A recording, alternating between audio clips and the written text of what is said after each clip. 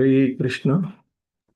ఓం నమో భగవతే వాసుదేవాయ.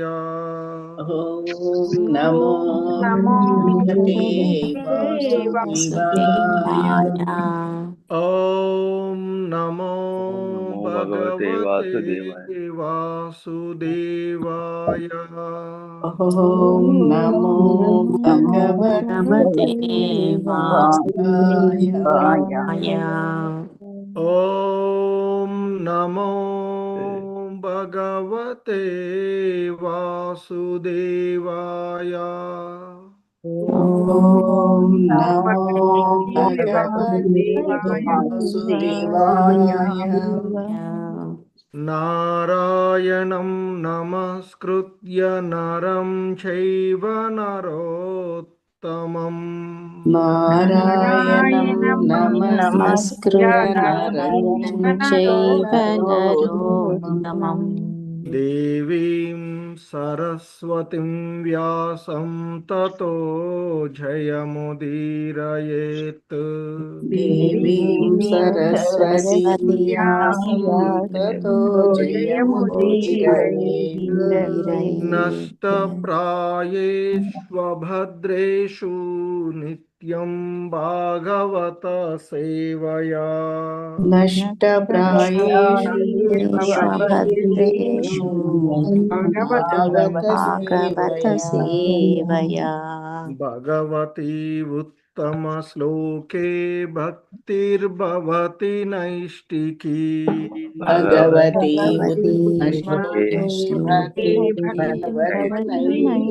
నైష్ఠికీ. శ్రీకృష్ణ. ఓం జ్ఞానతిమిరాంధస్య జ్ఞానాంజనశలాకయా చక్షుర్మిలితం యేన తస్మై శ్రీగురవే నమః. శ్రీచైతన్యమనోభీష్టం స్థాపితం యేన భూతలే స్వయం రూపః కదా మహ్యం దదాతి స్వపదాంతికం. వందేహం శ్రీగురు శ్రీయుతపదకమలం శ్రీగురూన్ వైష్ణవాంశ. శ్రీరూపం సాగ్రజాతం సహగణ రఘునాథాన్వితం తం సజీవం సాద్వైతం సావధూతం పరిజనసహితం కృష్ణ చైతన్యదేవం శ్రీరాధాకృష్ణపాదాన్ సహగణ లలితా శ్రీవిశాఖాన్వితాం చ. నమో ఓం విష్ణుపాదాయ కృష్ణప్రేష్టాయ భూతలే శ్రీమతే భక్తివేదాంత స్వామినితి నామినే. నమస్తే సారస్వతే దేవే గౌరవాణి ప్రచారిణే నిర్విశేష శూన్యవాది పాశ్చాత్యదేశతారిణే. జై శ్రీకృష్ణ చైతన్య ప్రభు నిత్యానంద శ్రీ అద్వైత గదాధర శ్రీవాసాది గౌర భక్త వృంద. హరే కృష్ణ కృష్ణ కృష్ణ హరే హరే హరే రామ రామ రామ హరే హరే. హరే కృష్ణ. అందరికీ కూడా ఈరోజు ఇషాద్ భాగవతం క్లాస్కి ఇస్కాన్ శ్రీ శ్రీ రాధా గోవింద ఆలయం తరపున స్వాగతం సుస్వాగతం.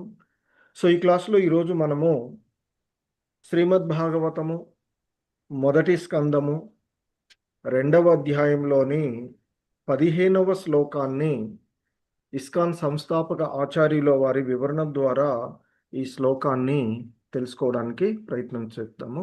హరే కృష్ణ. సో శ్లోకము: యదనుధ్యాసినాయుక్తాః కర్మ గ్రంథి నిబంధనం చిందంతి కోవిదాస్తస్య కో న కుర్యాత్ కతారతిం.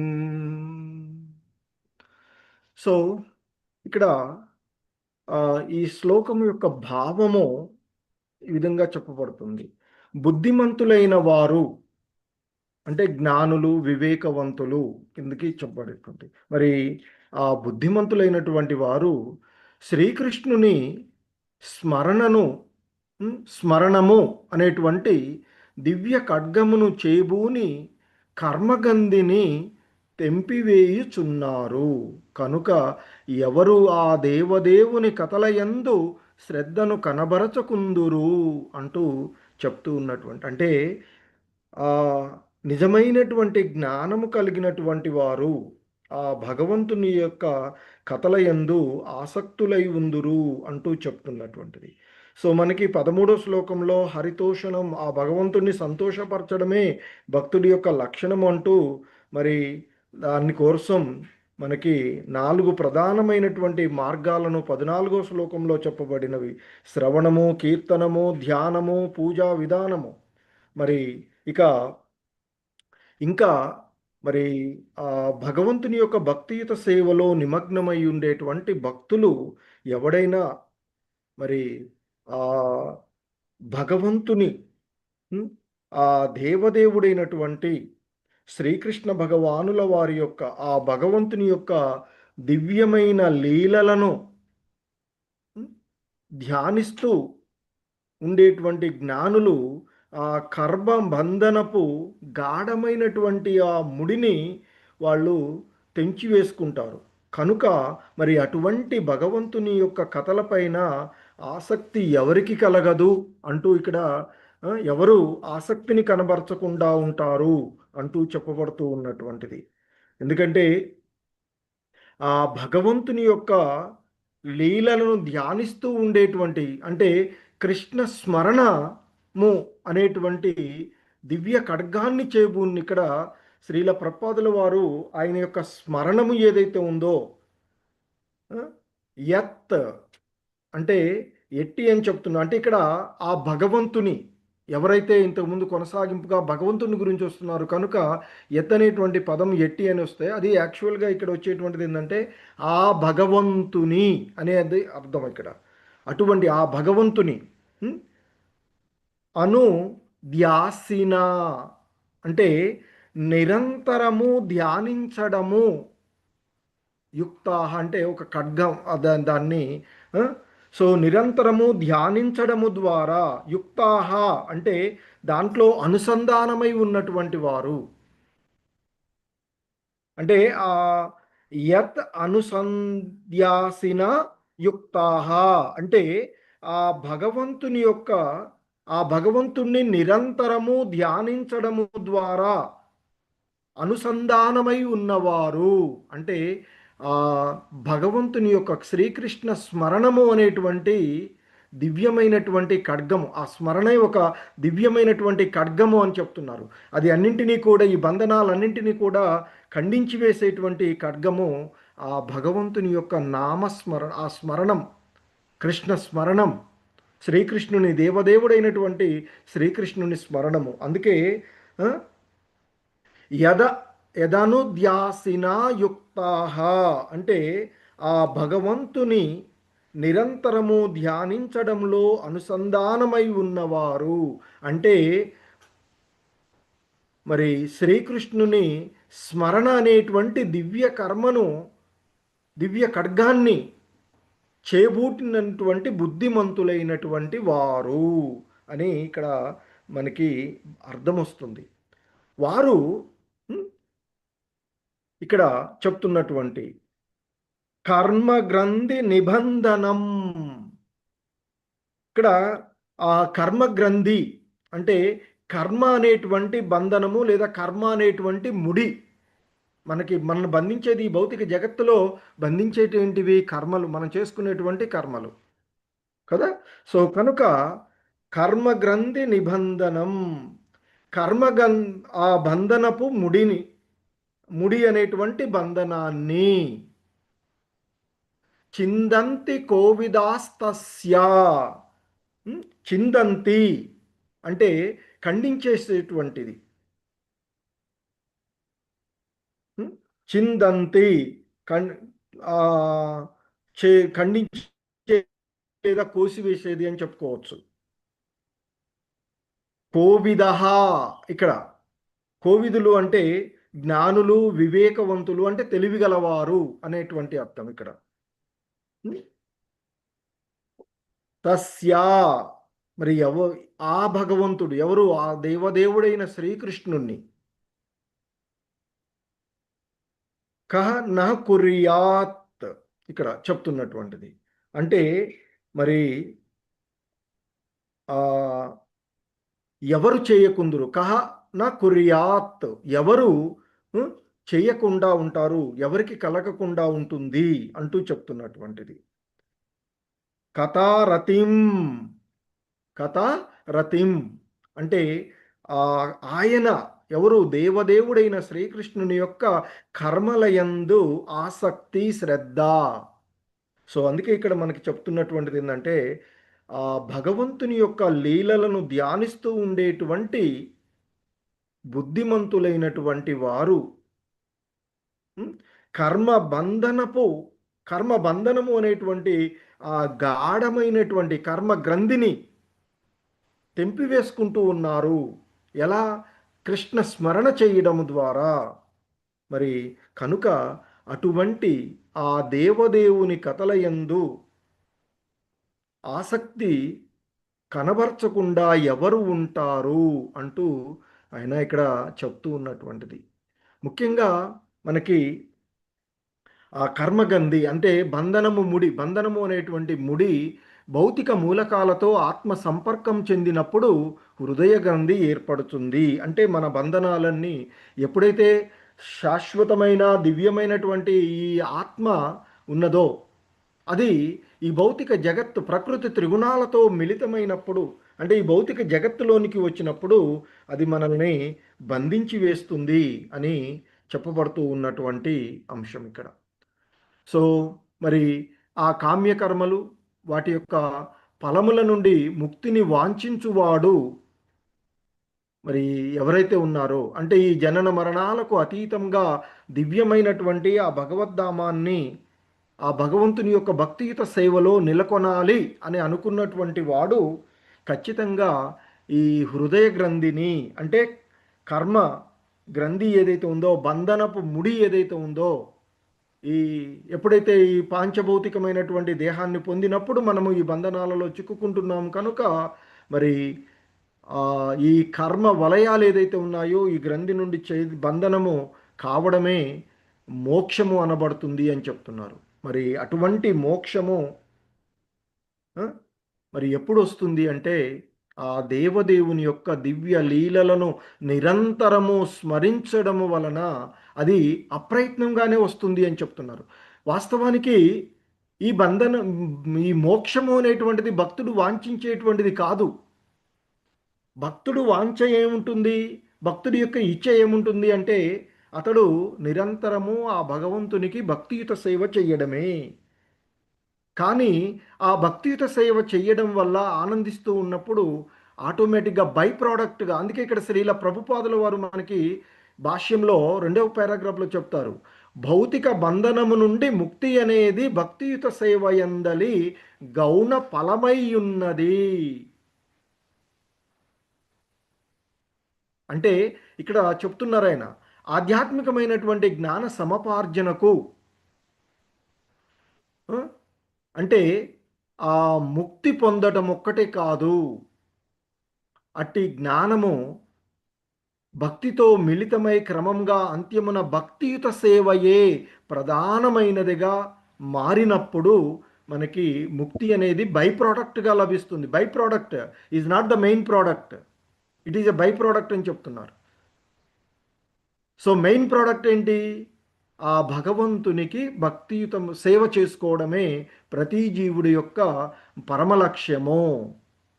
ఆ లక్ష్యాన్ని అందుకే భగవద్గీతలో కూడా చెప్తాడు, నా యొక్క భక్తియుత సేవలో నిమగ్నమైనటువంటి వాడు ఈ వేదం మృదు మధురమైనటువంటి వాక్కులలో ఇవ్వబడేటువంటిది ఏదైనా పొందగలడు, వాటన్నిటినీ మించి నా భక్తుడు నా ధామాన్ని చేరి నా యొక్క భక్తియుత సేవలో నిత్య సేవలో నిమగ్నమవుతాడు అని చెప్తారు.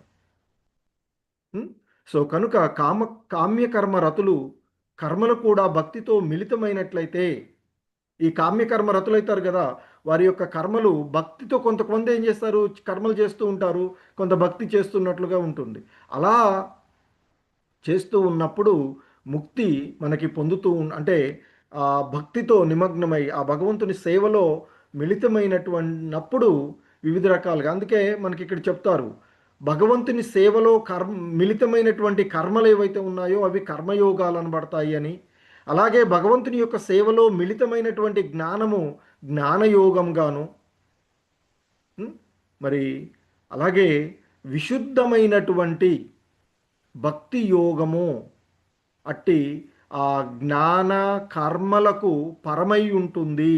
అంటే జ్ఞానయోగమైన కర్మయోగాలు వాటికి అతీతంగా ఉన్నతమైనటువంటిది మనం చెప్పుకుంటాం. ఇవన్నీ కూడా సోపాన క్రమాలుగానే చెప్తుంది.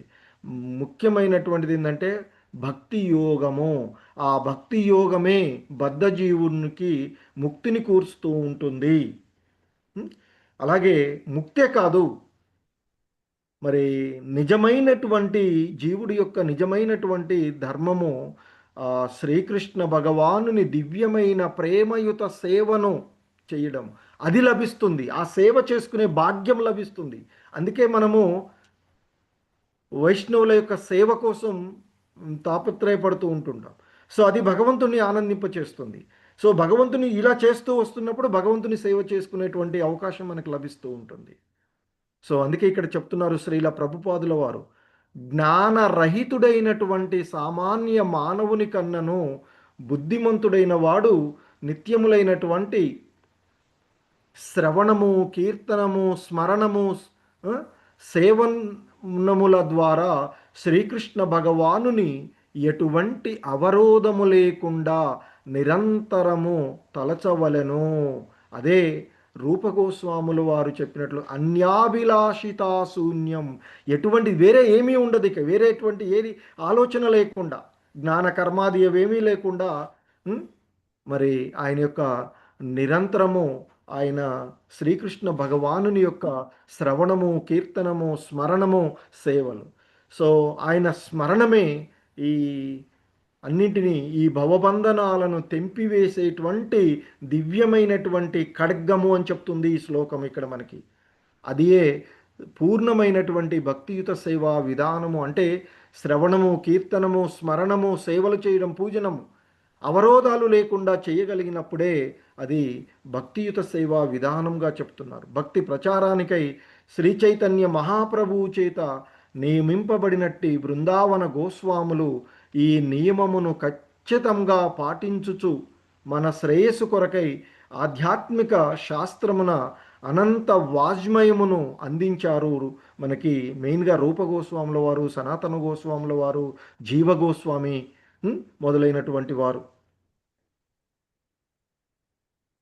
మరి శ్రీమద్ భాగవతము మరియు ఇతర ప్రామాణిక శాస్త్రాల యొక్క ఉపదేశములను అనుసరించి ఆ నిమిత్తమై వివిధ వర్ణాలకు, ఆశ్రమాల వారికి తగిన మార్గములను వారు ఏర్పరిచారు అంటూ మనకి పూర్వపు శ్లోకాలు 13, 14 శ్లోకాల్లో కంటిన్యూస్గా మనకి ఇక్కడ వస్తూ ఉన్నటువంటిది.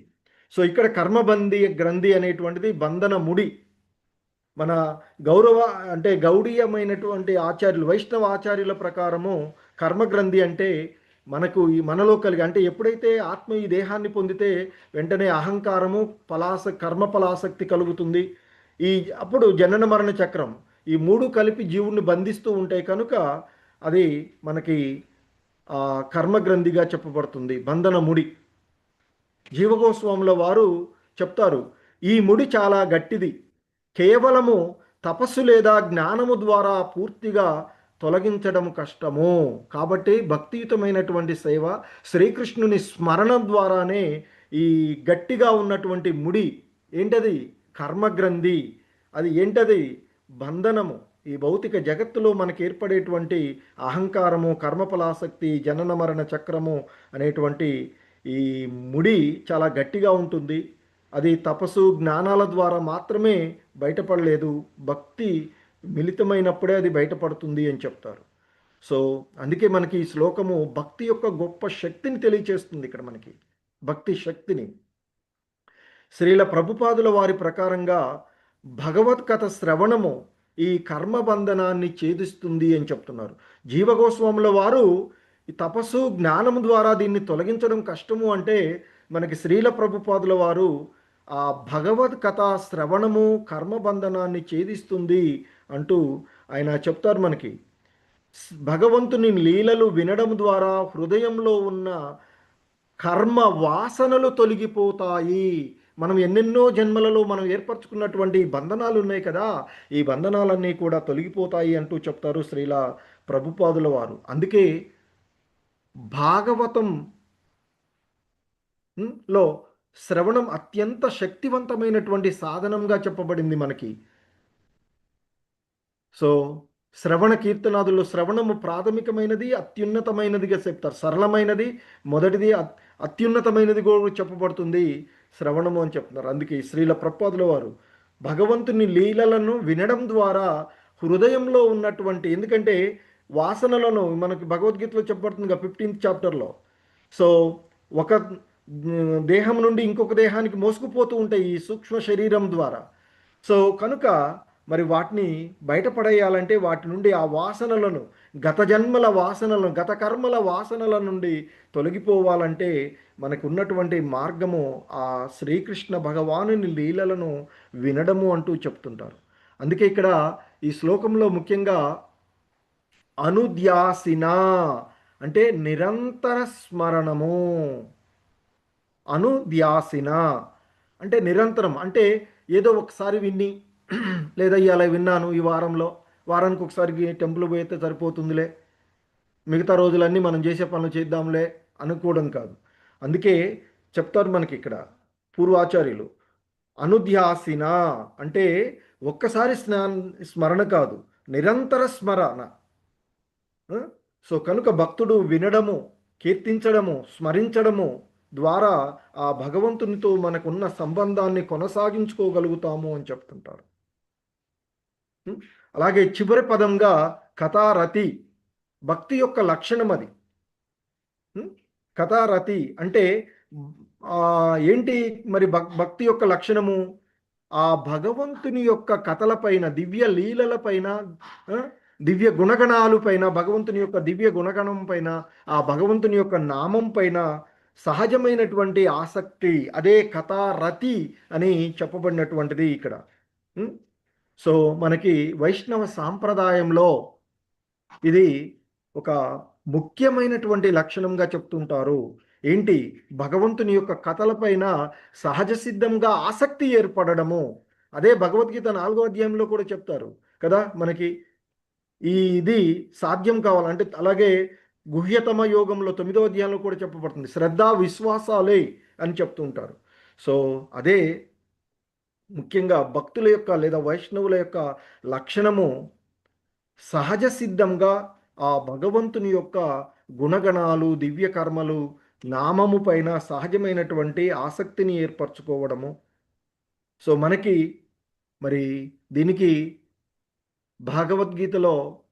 భాగవతంలో మనకి ముఖ్యమైనటువంటి ఈ భాగవతానికి ఇదంతా మనకి కారకుడైనటువంటి పరీక్షిత్ మహారాజు, ఆయన చివరి 7 రోజులు కూడా మరణం ఆసన్నమైంది అన్నప్పుడు దాని నుంచి ఎలా బయటపడాలి అని ఆలోచించలేదు. ఏం చేశాడు? చివరి ఆ 7 రోజులు పూర్తిగా భగవంతుని యొక్క కథలు వినడానికి ప్రయత్నం చేసి అదృష్టశావత్తు ఆ భగవంతుని అనుగ్రహం ద్వారా ఆయనకి సుఖదేవ గోస్వాముల వారు తారసపడము, చివరి 7 రోజులు పూర్తిగా భగవత్ కథ వినడం చేసినటువంటిది. తద్వారా ఆయన భగవంతామన్ ముక్తి, తర్వాత భగవంతుని యొక్క సేవలో నిమగ్నమైనటువంటిది. సో మనకి వరుసగా 13, 14 ఈ 3 మనకి చూస్తే, అందులో ఈ శ్లోకం ముఖ్యంగా మనకు చెప్పబడుతుంది, కర్మబంధనము జీవుని గట్టిగా బంధిస్తుంది, అదే కర్మగ్రంథి అని చెప్తాము. భగవత్ కథా శ్రవణము ఆ బంధనాన్ని ఛేదించి వేసేటువంటి దివ్యమైనటువంటి ఖడ్గము. మరి బుద్ధిమంతులైనటువంటి వారు ఈ శ్లోకంలో చెప్తున్నట్లుగా భగవంతుని యొక్క కథలపై ఆసక్తిని, సహజమైనటువంటి ఆసక్తిని చూపెడతారు. మరి ఎందుకు అంటే ఆ భగవంతుని యొక్క కథలు హృదయాన్ని పవిత్రం చేస్తాయి, కర్మబంధనాన్ని తొలగిస్తాయి, భక్తిని పెంచుతాయి. అందుకే కథాశ్రవణం చేయాలి, ఆ భగవంతుని యొక్క లీలలను స్మరణం చెయ్యాలి అంటూ మనకి చెప్తూ ఉన్నటువంటిది. ఆ భగవంతుని యొక్క కథలను మనం స్మరణం చేయడం వల్ల హృదయాన్ని పవిత్రం చేసి ఆ హృదయంలో ఉండేటువంటి పూర్వ కర్మల మలినాలన్నింటినీ తొలగించి వేస్తూ ఉంటుంది ఎన్నెన్నో జన్మలలో. అందుకే మనకి చైతన్య మహాప్రభులు వారు చేతో దర్పణ మార్జనం భవ మహాదవాగ్ని నిర్వాపనం ఆ కృష్ణ నామం అని చెప్తారు కదా. సో ఆ విధంగా మనము ఈ కర్మ గ్రంథి నుండి బయటపడేసేటువంటి ఏకైక మార్గము మనకి ఆ భగవంతుని యొక్క దివ్య లీలలు గుణగణాల కర్మల యొక్క స్మరణము, ఉమ్, శ్రవణము అని చెప్పబడుతూ ఉన్నటువంటి అంశాలు. హరే కృష్ణ.